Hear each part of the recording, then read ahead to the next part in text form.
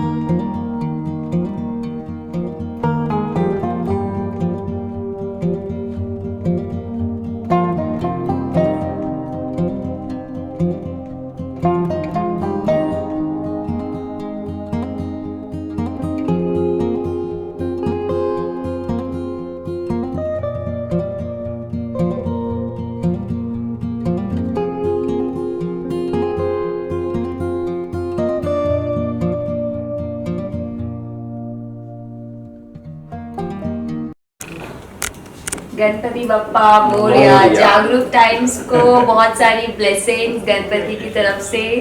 Thank you so much for the invite.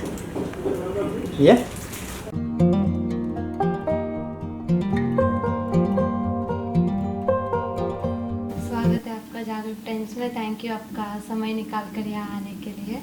Thank you so much. जागरूक times ने मुझे invite किया और गणपति के दर्शन के लिए। एंड बप्पा जब आते हैं तो यही तो ख़ास बात है कि गणपति में मतलब ये मिलना जुलना इनविटेशंस बहुत अच्छा माहौल रहता है। अच्छा, सो मैं let's start with the interview. क्या आप मुझे बता सकते हो कि पहले तो आप किसी फिल्म बैकग्राउंड को बिलोंग करते हो या एक कॉमन फैमिली से आते हो? नहीं, मैं बिल्कुल भी फिल्मी बैकग्राउंड से नहीं बिलोंग करती हूँ। मैं बाय प्रोफेशन मैं मेडिको बैकग्राउंड से आती हूँ। ओके। सो बाय प्रोफेशन मैं डेंटिस्ट हूँ।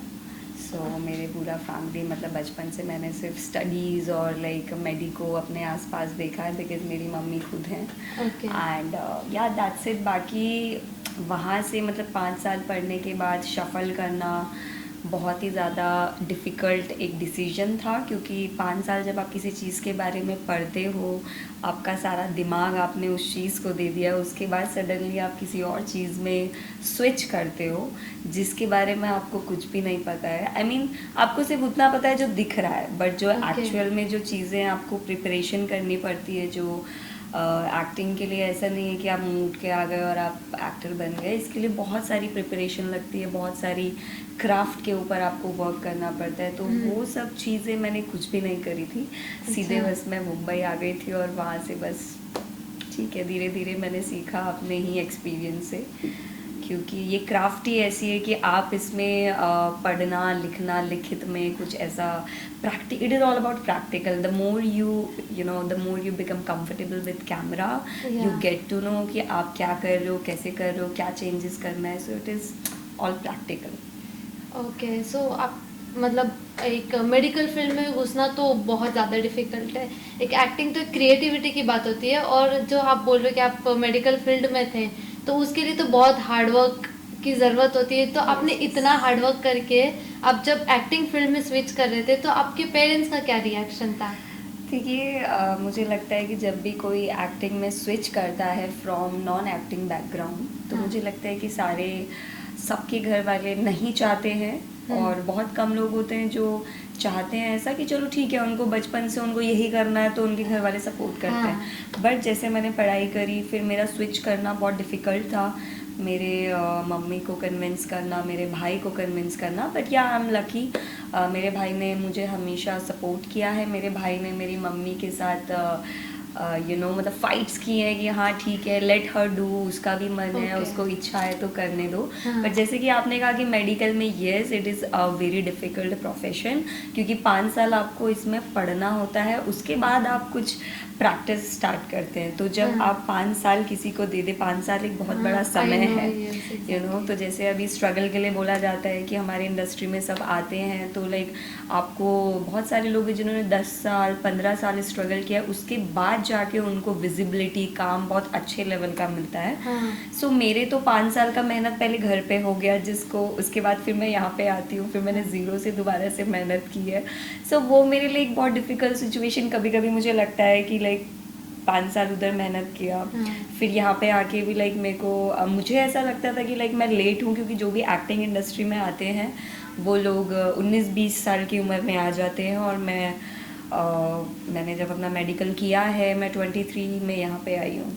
तो लाइक बहुत सारे रोलर कोस्टर्स रहे, क्योंकि जब आप मुंबई माया नगरी जिसे कहते हैं तो आप आते हैं हाँ. तो कुछ समझ नहीं आता है। पहले तो आपको शहर को समझने में टाइम लगता है, पहले हाँ. आपको लोगों को समझने में टाइम लगता है, कौन लोग सही हैं कौन लोग गलत हैं, कौन एक्चुअल प्रोडक्शन हाउस है कौन नहीं है। तो ये सब चीज़ों को आपको क्रॉस करना पड़ता है, तब जाके आप एक ऐसे मुकाम पे पहुंचते हैं कि आपको अब समझ में आ जाता है कि कौन जेन्युइन लोग हैं, किसके साथ काम करना है, किसके साथ नहीं करना है। एग्जैक्टली, अभी तो स्कैम वगैरह भी बहुत होता है, ज़्यादा, प्रोडक्शन हाउस वगैरह झूठ इवन बोलता है. यस यहाँ पे प्रोडक्शन हाउस लोगों से पैसे ले लेते हैं। हाँ. बेचारे लोग जो आते हैं घर से, बहुत मैंने देखे हैं ऐसे किस्से, मैंने सुने हैं कि बहुत सारी कास्टिंग एजेंसीज है जो लोगों से पैसे ले रही हैं ये नाम से कि उनको ये काम मिल जाएगा वो काम मिल जाएगा, बट ऐसा कभी होता नहीं है। मुझे लगता है कि हमारी इंडस्ट्री में मेहनत तो बहुत ज़्यादा है ही, लेकिन हाँ मेहनत से ऊपर मुझे लगता है कि सारा स्टार्स का भी खेल है। अगर जो आपकी डेस्टिनी में है, कुछ लोग हैं जो आते ही चमक जाते हैं, कुछ लोग होते हैं कि 1 साल उनको आए हुए हुआ बहुत अच्छा काम उन्हें मिल जाता है। तो it is all about stars as well. मुझे लगता है कि किस्मत बहुत इसमें मैटर करती है आपकी, और किस्मत आप बदल भी सकते हो अगर जो आपके अंदर वो जुनून है, वो पैशन है। तो आपने सुना है ना, किसी भी चीज़ को आप शिद्दत से चाहो तो स्टार्स भी बदल जाते हैं। तो आप अभी जैसे कि अभी आप नागिन में काम कर रहे हो, तो नागिन के पहले सीजन्स आपने देखे थे? एक्चुअली मैं बचपन से बहुत फैंटेसाइज करती हूँ, मुझे बहुत पसंद है ऐसे फैंटेसी जो शोज़ होते हैं। माइथोलॉजी मेरा सबसे पहला पसंद रहा है, लाइक स्वास्तिक प्रोडक्शन के साथ मैंने काम किया ना, आई लव दैट। एंड उसके बाद नागिन 6 मैंने किया था। अभी जो नागिन आ रहा है नया, उसका अभी लाइक कुछ चीज़ें हैं जो लॉक होनी बाकी हैं, तो मोस्टली 1 मंथ के बाद इसका पूरा, मतलब मोस्टली अक्टूबर नवंबर से ये ऑन फ्लोर आने वाला है। और आप देखेंगे इस वाले नागिन में मुझे करते हुए, and I am very excited for that, क्योंकि पहले मेरा जो डेब्यू है, आप कहें अगर जो मैं टीवी सीरियल का डेब्यू कहती हूँ तो नागिन 6 से ही मेरा डेब्यू हुआ था। ओके. तो मतलब आपका फर्स्ट शो नागिन 6 ही था. हाँ मतलब एक मतलब बोलते हैं ना कि आते ही आपको इतना बड़ा प्रोजेक्ट मिलना वुड बी हाँ जी, बिकॉज बालाजी और नागिन ऐसे शो हैं कि जो मुझे लगता है कि दुनिया में हर कोई पसंद करता है देखना। हाँ, exactly, और मतलब स्पेशली घर जो घर में लड़कियां चलते हैं, हैं, हाँ। फैमिलीज है, लड़के लोग तो ये सब नहीं देखते, बट जो But फैमिली, मम्मी, सबके मम्मी तो सबके देखती घर पे है। मम्मी बैठ के लाइक टीवी नागिन तो मेरे मम्मी से नागिन के क्वेश्चन पूछो, सारे नागिन का सब कुछ पता होगा, हर एक सीजन का. So that was the that was the debut for me, and इस बार भी जो नागिन आ रहा है, तो अभी क्या है कि जो लीड हैं उनका अभी कास्टिंग और वो सब प्रोसेस चल रहा है। उसके बाद अक्टूबर या नवंबर से like everything but it is a great achievement. मतलब इतना कंपटीशन का ज़माना है, इतने कंपटीशन में आपको मतलब एक क्या बोलते हैं, फिल्मी बैकग्राउंड को बिलोंग ना करते हुए इतना बड़ा शो मिलना, it is purely your talent and hard work. Yes thank you so much for that. या मैंने आपको बोला ना कि हार्ड वर्क तो मैंने बहुत किया है, क्योंकि मुझे नहीं लगता कि हार्ड वर्क का कोई सब्स्टिट्यूट है, बट या धीरे धीरे आपको, मतलब लाइक मेरे माइंड में सिर्फ ये था कि this is the only approach, but time के साथ आपको समझ आता है कि हमारी इंडस्ट्री में जो मेन चीज़ें जो मैटर करती है, कनेक्शन बहुत मैटर करते हैं, लॉबीज़ बहुत मैटर करती है कि आप किसकी लॉबी में हैं। क्योंकि क्या है, आप अगर जो सिर्फ इतना कंपटीशन है, अगर जो आप सिर्फ ऑडिशन के भरोसे रह जाते हैं, तो पहले मैं भी वैसे ही थी, मुझे लगता था कि this is the only process कि आपको ऑडिशन देने हैं, आपको मीटिंग करना है, दैट्स इट। बट इसके अलावा भी जो नए कमिंग एक्टर्स हैं उनके लिए मैं कहना चाहूँगी, क्योंकि बहुत सारे लोगों को नहीं पता होता है, इवन मेरा भी इसमें समय बहुत वेस्ट हुआ है। तो जो करेक्ट तरीका है कि आपको हार्ड वर्क भी करना है, साथ साथ स्मार्ट वर्क भी करना है, आपको अपॉर्चुनिटीज़ देखनी है। अभी तो क्या है, इंस्टाग्राम आ गया, तो इंस्टाग्राम से बहुत सारे लोगों को अपडेट्स मिल जाते हैं, कास्टिंग के मिल जाते हैं, कहाँ क्या चल रहा है। तो आपको माइंड से बहुत ज़्यादा एक्टिव रहना पड़ता है। एंड आई फील एक बार आप ये सब चीज़ें समझ लेते हैं तो it becomes very easy. And या आपके अंदर टैलेंट है तो आपको कोई भी नहीं रोक सकता है आगे जाने से। मैम आप एक न्यू कमर्स के लिए एक बता सकते हैं कि स्कैम से कैसे बचे, जो प्रोडक्शन हाउस के कास्टिंग टीम से जो स्कैम्स होते हैं, जो फ्रॉड्स होते हैं, मतलब जो एक पहचान नहीं पाते कि ये रियल है या फेक है, आप उनको एक थोड़ा एडवाइस दे दें कि कैसे बचें, तो मतलब एक उनके लिए टाइम सेविंग हो जाएगा। Yes yes. तो जो न्यू कमिंग एक्टर्स हैं, first of all the best. And secondly मैं आपको ये बताना चाहूँगी कि अगर जो आप कभी भी मुंबई में आने का प्लान कर रहे हैं तो शिफ्ट होने से पहले आप ये सब चीज़ें जो होमवर्क होते हैं छोटे मोटे, कि आप ये देखिए, क्योंकि आप गूगल में डालेंगे ना आपको सारी डिटेल्स मिल जाती है। गूगल में आप टॉप कास्टिंग डालिए, टीवी की डालिए, बिकॉज सबकी लॉबी अलग है, टीवी का अलग है, मूवीज़ का अलग है। फर्स्ट एक्टर को ये पता होना बहुत ज़रूरी है कि आप कौन से कैरेक्टर में फ़िट होते हैं, या इंसान खुद को जानता है कि हम कहाँ फिट होते हैं। तो आपको बस अपनी चीज़ पता होनी चाहिए कि आपकी कमांड क्या है, आप बेस्ट क्या कर सकते हैं। उसके थ्रू आप फिर देखिए, आपको टीवी में जाना है, आप वहाँ के कास्टिंग वालों को ढूंढिए, उनके बाकायदा आपको एड्रेस मिल जाते हैं। जो मूवी के प्रोडक्शंस हैं उसका भी सेम चीज़ है। बट क्या होता है कि जो फ्रॉड होने की जो चांसेस होते हैं वो कब होते हैं कि जब इधर उधर से लोग आ रहे होते हैं और जब उनको नहीं पता होता और स्कैम। चेयर चेंज करूँ क्या थोड़ी रोल।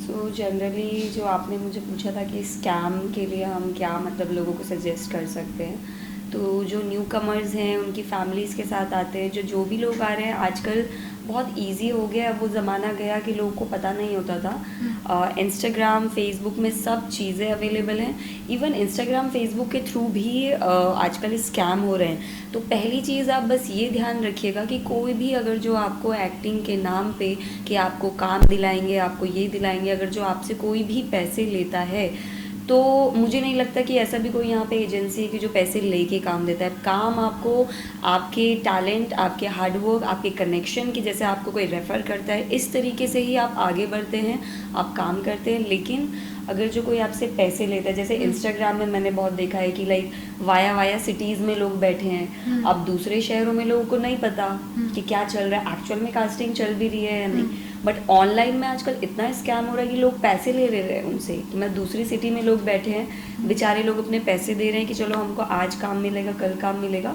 बट ये तरीका है ही नहीं काम करने का। मतलब मेरी इंडस्ट्री के जितने टाइम हो चुके हैं मैंने तो आज तक ये तरीका नहीं देखा, ना मैंने देखा कि इस तरीके से कहीं काम हो रहा है। सो स्कैम से बचने का बस यही तरीका है कि जो भी आपसे कोऑर्डिनेट कर रहे हैं आप उनके बारे में पूरी जानकारी लीजिए। आजकल गूगल में एवरीथिंग इज़ अवेलेबल। जो आपको कास्टिंग के नाम पे स्कैम कर रहे हैं या प्रोडक्शन के नाम पे स्कैम कर रहे हैं, प्रोडक्शन के आप डिटेल्स देख सकते हैं, गूगल में सब कुछ अवेलेबल है। आई मीन आप प्रोडक्शन हाउस का नाम डालेंगे आपको सब कुछ अवेलेबल हो जाएगा। आप यूट्यूब में कीजिए, गूगल में, और विकीपीडिया है, आजकल IMDb है। IMDb में आप किसी भी director, producer, casting director, cast, crew, किसी भी चीज़ का डिटेल आप चाहते हैं सब कुछ IMDb, एक ऐप भी है, उसका एक ऐप है, आप गूगल में भी डालते हैं तो आपको आ जाता है। यस। तो IMDb इज समथिंग कि जहाँ पे आपको सबकी ऑथेंटिसिटी, जेन्युइनिटी पता चल जाती है। Yes, so this is how you can avoid these scams. Okay, आप आपके कोई फ्यूचर प्रोजेक्ट्स के बारे में डिस्कस करें। हाँ जी। सो अभी फ्यूचर में अभी तक I would just stick to TV shows, but now मुझे टीवी के अलावा अब वेब में, OTT में मुझे एक्सप्लोर करना है, एंड मूवीज़ में भी करना है फॉर श्योर। बट जो मेरा पहला अभी टारगेट है that is for OTT। So OTT के लिए अभी मेरे बहुत सारी जगह चल रही है, बात चल रही है, ऑडिशंस चल रहे हैं। लेट्स सी क्या क्रैक होता है। एंड जो मेरा विश है, I really wish to work in south industry. तो सो मुझे साउथ के जो स्टोरीज़ हैं ये बहुत ज़्यादा मुझे फैंटेसाइज करते हैं। तो मेरा सच में दिल से बहुत मन है कि मैं साउथ में इंट्रोड्यूस हूँ, मैं साउथ के कॉन्सेप्ट जो मुझे बहुत पसंद आते हैं, तो मुझे कभी मौका मिले तो I would love to act for south industry. Okay, तो कोई ऐसा रियलिटी शो है जो आप मैनिफेस्ट करते कि आप काम करें उसमें? या रियलिटी शोज़ तो मुझे लगता है कि बाकी जैसे स्प्लिट्सविला ये सब तो मुझे हर साल आए हैं, but I was not that अच्छा। ओपन कि मैं क्योंकि स्प्लिट्सविला और ये सब जो रियलिटी शोज़ होते हैं, डेटिंग रियलिटी शोज़, तो उसमें क्या है कि आप बहुत ज़्यादा आपको बोल्डनेस और ओपननेस रखनी होती है। हाँ। तो I was not ready for that. Mentally हाँ, you have to mentally be I was not prepared. Ready, अच्छा। क्योंकि I was so new to Mumbai को जानना, मुंबई की चीज़ों को समझना, अपने Okay. माइंड सेट को चेंज करना, घर वालों के माइंड सेट को चेंज करवाना, उसमें टाइम Right. लगता है। हाँ। सो अब मैं रेडी हूँ। इस साल मैंने ये सोचा है कि अभी मुझे रियलिटी शोज़ भी आते हैं, बीट स्प्लिट्सविला हाँ। और बीट एनी डेटिंग शो, तो I will surely try for that, क्योंकि इससे पहले I was not mentally prepared, so मैं नहीं करती थी। एंड या I wish to go for Bigg Boss, and Bigg Boss में जाने का तो हर किसी का सपना होता है, यू हाँ, नो। exactly. सो वो है जो मैं एक चीज़ मैनिफेस्ट करती हूँ कि I want to go to Bigg Boss. Okay. Yes.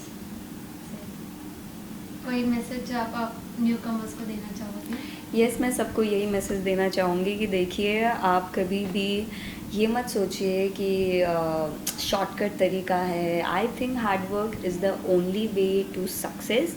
और हमारी इंडस्ट्री में अगर आप आ रहे हैं तो आप पेशेंस तो आपको सीखना ही पड़ेगा, क्योंकि हमारी इंडस्ट्री जो सबसे ओशो ने कहा है कि like acting is very spiritual job, क्योंकि इसमें क्या होता है ना, आप स्पिरिचुअल हो जाते हो, आप ना चाहते हुए भी आप ऐसी चीज़ें सीख लेते हो, क्योंकि आपका जो प्रोसीजर होता है ना ज़ीरो से वहाँ तक पहुँचने का, धीरे धीरे you go through lots of rejection. Mumbai industry आपको रिजेक्शंस एक्सेप्ट करना सिखाती है, तो ऑल ओवर आप एक ऐसे इंसान बन जाते हो, आप बहुत स्ट्रॉन्ग पर्सनालिटी बन जाते हो। सो आई फील कि जिसने उस पेशेंस को रिकवर कर लिया ना, और आपने पेशेंस रखना सीख लिया, देन आपको कोई नहीं हरा सकता। आप ज़रूर अपने मुकाम पे पहुँचेंगे, बस पेशेंस आपको रखना पड़ेगा। टैलेंट, हार्ड वर्क, सब स्मार्ट वर्क, सब तरीके से आप जाएंगे तो आपको कोई नहीं रोक सकता। Thank you so much. Thank you so much.